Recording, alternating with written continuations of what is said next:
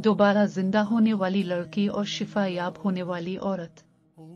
यसू जब इन वाकयात को कह रहे थे तब यहूदी इबादतगाह का एक ओहदेदार उसके पास आया और उसके सामने झुक गया और कहा, मेरी बेटी अभी मर गई है, अगर तो आकर अपना हाथ इस पर रखे तो वो दोबारा जिंदा हो जाएगी। तब यसू उठे और सरदार के साथ चले गए और उसके साथ यसू के शागिर्द भी चले। वहां पर एक ऐसी बीमार औरत थी जिसको 12 बरस से खून जारी था। वो औरत यसू के पीछे से उनके करीब आकर उनके कर्ते के दामन को छेवले।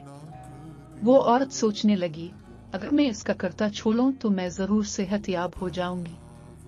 यसू ने इस औरत को देखा और कहा, बेटी तो इत्मीनान और सुकून से रह, अपने ईमान की वजह से ही तो सेहतयाब हुई। तब वो तंदुरुस्त हो गए।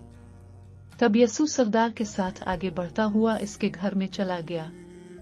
यसू ने जनाजा में आए हुए बाजा बजाने वालों के गिरोह को और रोने वालों को देखा।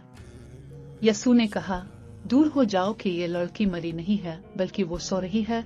लेकिन उन्होंने यसू का मजाक उड़ाया। लोगों को घर से बाहर भेज देने के बाद यसू इस कमरे में गया जिसमें लड़की थी। यसू ने जब इस लड़की का हाथ पकड़ा तो वो उठ खड़ी हुई। खबर अतराफ व अकनाफ के इलाकों में फैल गई।